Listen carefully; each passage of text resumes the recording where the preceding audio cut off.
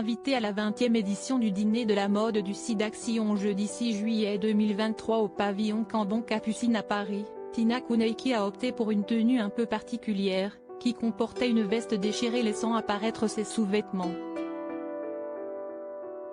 Organisée en partenariat avec la Fédération de la haute couture et de la mode, la 20e édition du dîner de la mode du SIDAction a réuni de nombreuses personnalités du monde de la mode, du cinéma et des médias, tous mobilisés en faveur de la lutte contre le VIH-Sida.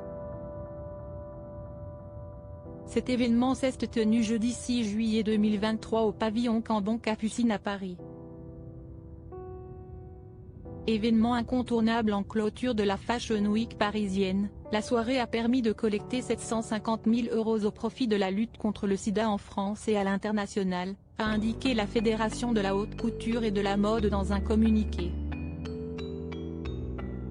Cette collecte de fonds est toujours nécessaire pour poursuivre le combat contre le virus du sida, financer la recherche pour trouver un vaccin, encourager encore et toujours le dépistage, et lutter contre les discriminations qui font le lit de l'épidémie de VIH, a aussi précisé le SIDAction.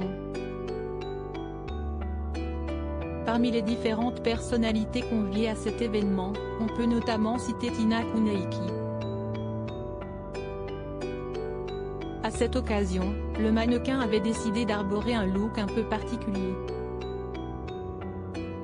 En fait, la compagne de l'acteur Vincent Cassel avait choisi de porter une veste noire très élégante, mais dont le côté gauche était largement déchiré au niveau de l'épaule.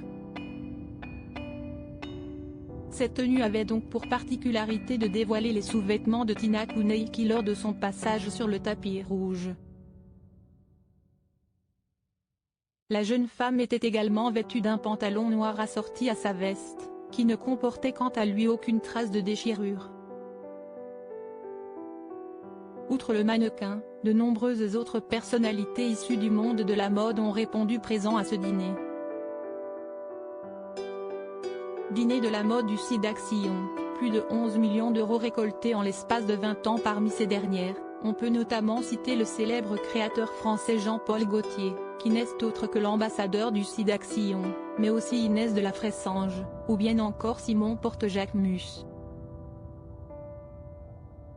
Lancé pour la première fois en 2003, cet événement annuel a permis de récolter à lui seul plus de 11 millions € en l'espace de 20 ans. Cette mobilisation du milieu de la mode pour la lutte contre le virus de sida permet de financer des programmes de recherche, des associations d'aide aux personnes vivant avec le VIH en France comme à l'international. Selon les derniers chiffres ONU-SIDA, 2020, 38,4 millions de personnes vivent avec le VIH et une personne sur 4 n'a toujours pas accès au traitement, a souligné le SIDAction dans son communiqué.